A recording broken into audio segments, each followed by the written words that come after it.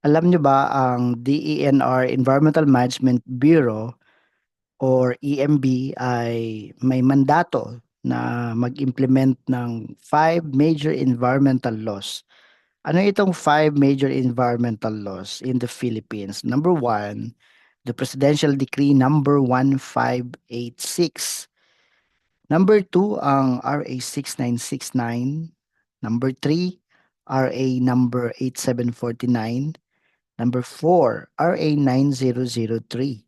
And number five, RA 9275. Itong limang batas na ito ay matatagal na rin na batas at mandated sa EMB na i-implement ito sa lahat ng covered na industries. Yung mga regulated community gaya ng commercial establishment, industrial, institutional, agricultural. So yung mga batas na ito ay ini-implement ng EMB. So the same mandate to DNR EMB sa mga owners, operators, managers ng mga establishment. Halimbawa sa isang hospital, merong requirement ito sa PD 1586, tinatawag na Environmental Compliance Certificate. Sa isang clinic, halimbawa dental clinic, in compliance with PD 1586, kailangan niya ng Certificate of Non-Coverage. Galing iyan sa DENR Environmental Management Bureau.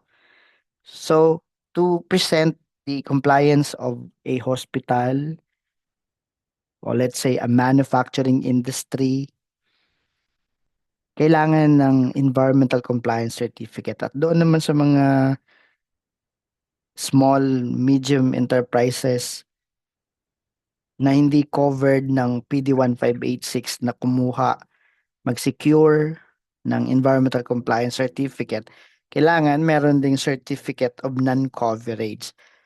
At yung certification na yon ang magsasabing hindi required ng batas ang isang establishmento na kumuha ng ACC.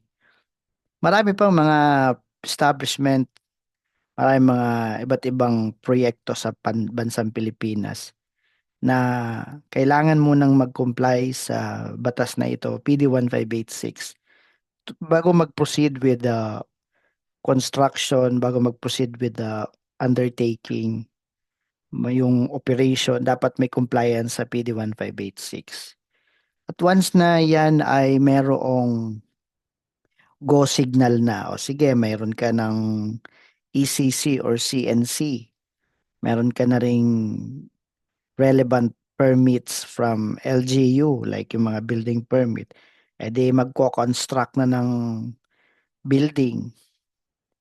Lalong-lalo during operation, magkakaroon yan ng mga generation ng hazardous waste. Bawa, mga busted LED bulb, yung ating mga infectious waste, yung mga empty containers previously containing toxic substances. May mga chemicals na ginagamit, strong or weak acids. Yan ay mga toxic substances at hindi naman yan minsan nauubos. Natitira talaga yan. May mga maiiwang materials na hindi na magagamit kaya tinatapon na lang. So under RA 6969, kailangan mong mag-register as a hazardous waste generator. Lalong-lalo nung lumabas ang DAO 2013-22. Kailangan mo mag-register online sa Hazardous Waste Management System. Ang registration ay para magkaroon ka ng number issued by DNREMB at later makikipag-transa ka sa DNREMB for the application of permit to transport para maitapon mo ang iyong hazardous waste. Kadalasan pagka meron namang mga construction, operation, may mga manggagawa, may mga kliyente at hindi minsan maiiwasan yung paggamit ng basic sanitation facility. Kaya naman, mayroong requirement dyan ang RA 9275, yung number 5 natin, or the Philippine Clean Water Act of 2004. Kung babasahin mo ang DAW 2005-10, the Implementing Rules and Regulations of the Clean Water Act, especially yung Rule 14.18, na kapag ang isang establishmento ay hindi konektado sa sewerage system, ang kanilang mga septic tank, kanilang mga wastewater treatment plant, o anumang treatment system para sa tubig, kung walang direct connection sa sewerage system, syempre magdi-discharge ka nito sa public drainage, which is napakahirap mo nang habulin yung discharge mo kung saan napupunta dahil kung saan na yung kakalat.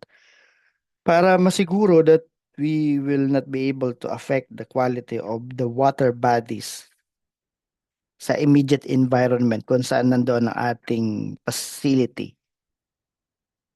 Kailangan mong mag-secure ng wastewater discharge permit. Sabi ng iba, discharge permit. Sabi ng iba, DP. Pare-pareho siya naman tawag doon. To regulate our discharges. Imagine kung walang authorization to discharge wastewater, edi kahit madumi na lang itatapon mo. Kaya itong RA 9275 being implemented by DNR EMB will require owners,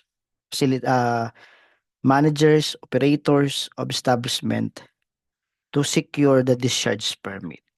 And failure to secure the discharge permit, edi may violation tayo sa particular provision ng Clean Water Act. So everybody is required to adhere to this regulation.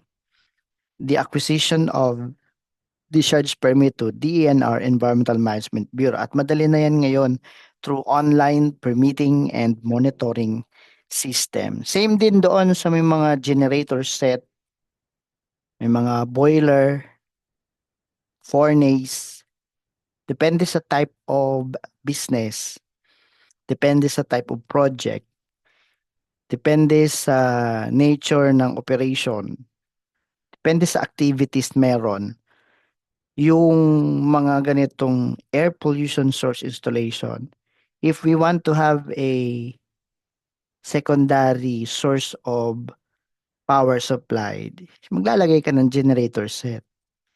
If you emit noxious gases at base sa iyong theory makakaapekto sa environment and public health, di ba maglalagay ka ng pollution control system? So if you want to comply with the requirements of RA 8749, yung number 3, or the Philippine Clean Air Act, mag-a-apply ka ng permit to operate of air pollution source installation or control facility. Yung genset mo, kung 16 kilowatts pataas, kailangan mo mag-apply ng permit to operate. Kung may boiler ka, kung meron kang fuel tank, itong mga installation na ito ay may mga emissions of regulated air pollutants. Kaya you are covered by the Philippine Clean Air Act and its implementing rules and regulation DAW 2000-81 to secure an authorization for the operation and maintenance of this installation or equipment with or without control facility. Yan ay yung ating legal obligation, at the same time the moral obligation. Same with number 4, RA 9003. At dito tayo mag-end, the Ecological Solid Waste Management Act of 2000, na we are being encouraged to practice proper disposal of our solid waste. Nung una ay disposal lang lagi ang marinig mo, proper disposal, proper disposal. Pero nauso na ngayon yung processing and recovery prior to disposal. Yung ating mga solid waste ay mga energy ito na dapat mong ma-recover. 'Di ba? Totoo naman maraming junk shop nagtayuan, maraming mga recycling industries na nagtayuan na. In the context of processing and recovery, that when we recover the energy from the solid waste stream, we can turn this waste into useful product. Uso na ngayon yung mga architectural fixtures na galing din sa plastic, yung mga walls, yung mga sahig, mga kala mo at ano siya, very special yung materials pero hindi, galing din pala sa recovered waste material. So there are energies to be recovered and we can now have waste, um, less waste to be disposed in a sanitary landfill. Pero di naman tinanggal yung disposal. The last resort sa ecological solid waste management is yung disposal. Because we have a limited area for disposal facilities. Ayaw pa ngang tabihan ng iba. O kahit ako man, like, let's say for example, there will be proposal of the construction of a sanitary landfill within 50 meter. Di ba mga maaano ka din, maaalarma ka din.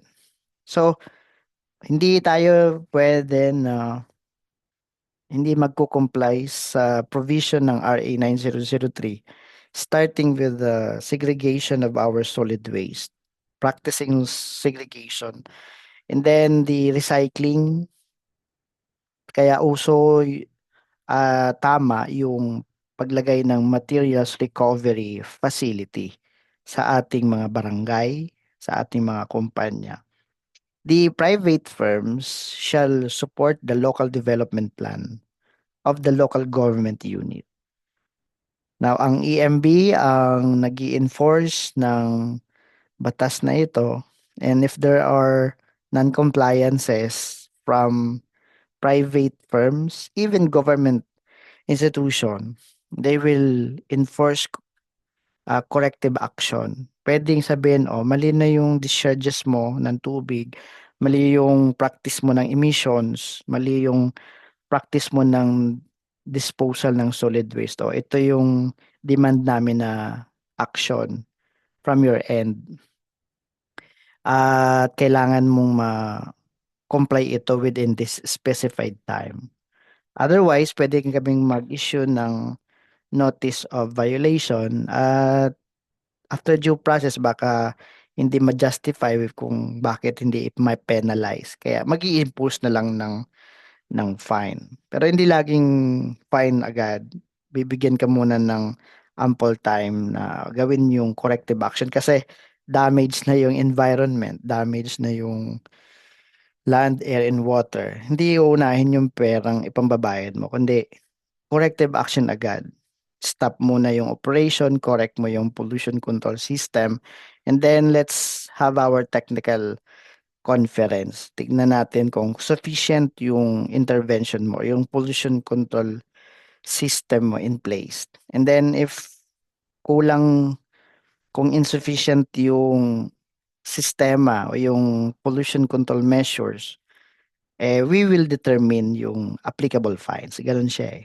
So again, five major environmental laws, PD 1586, RA 6969, RA 8749, RA 9003, and RA 9275.